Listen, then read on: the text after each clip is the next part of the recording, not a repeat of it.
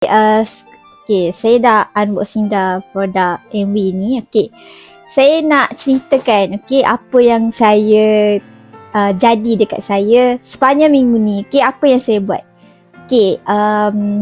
Mula kita pada hari Selasa tu saya buat appointment di MySejahtera untuk kalau nak check out SPS 9 kan, kena ada appointment. Bukan check out SPS 9 sahaja. Kalau yang mana ada yang nak sambung belajar kan, nak buat medical check up, kena buat appointment melalui MySejahtera. Nanti saya akan tunjukkan macam mana yang appointment yang saya buat. Untuk seterusnya saya nak cerita juga. Sepanjang saya appointment tu, saya ada benda nak cerita. Saya pagi tu, saya macam dah sampai klinik awal kan. Saya naklah beli kuih. Macam tu nak macam sarapan lah kan, sebab saya tak sempat. Rumah saya jauh nak ke klinik kesihatan tu. Lepas tu saya singgah beli kuih dekat satu vendor ni lah, tempat saya parking juga sebab senang kan. Dan tak sesak-sesak dan tak masuk lah dalam area klinik.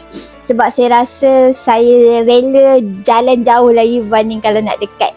Macam tu lah, tak tahu lah diikut orang kan. Saya pergi vendor tu dan saya nak bayar. Saya dah ambil dah kuih saya kan. Saya nak bayar.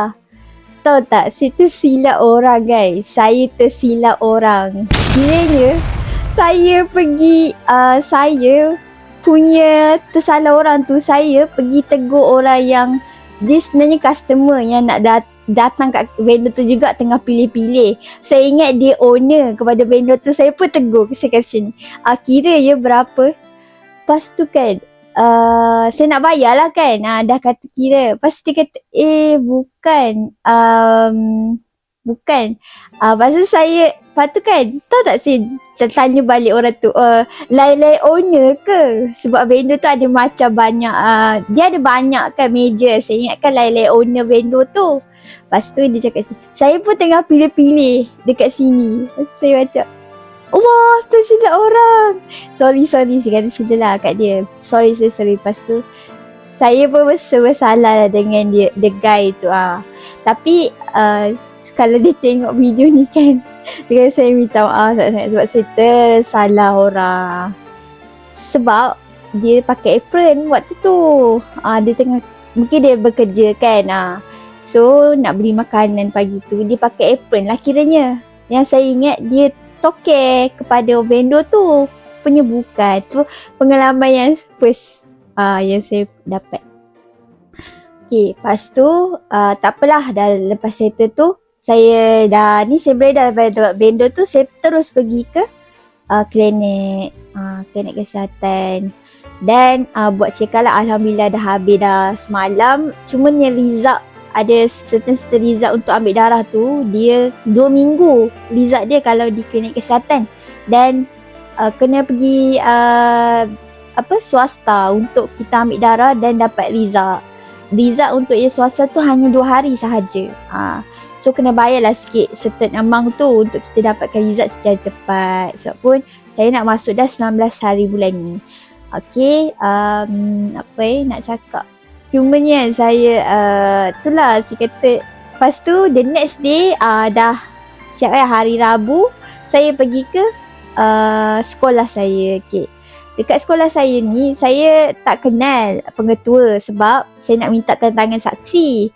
Tapi saya macam buat berani juga sebab takutlah juga benda tu. Tapi macam redha je lah kan, sebab insyaAllah Allah sentiasa ada dengan kita.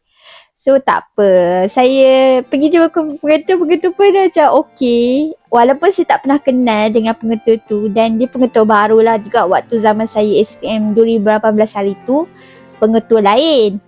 Ni pengetua lain. So tak apa.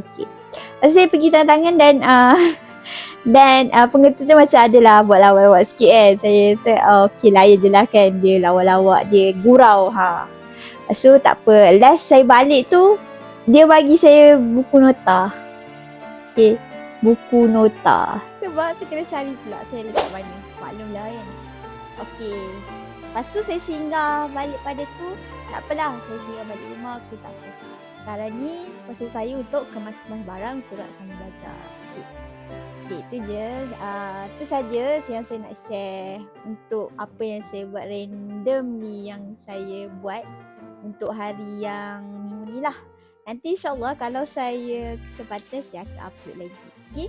Video journey saya belajar. InsyaAllah. Okay. Terima kasih mana support. Okay?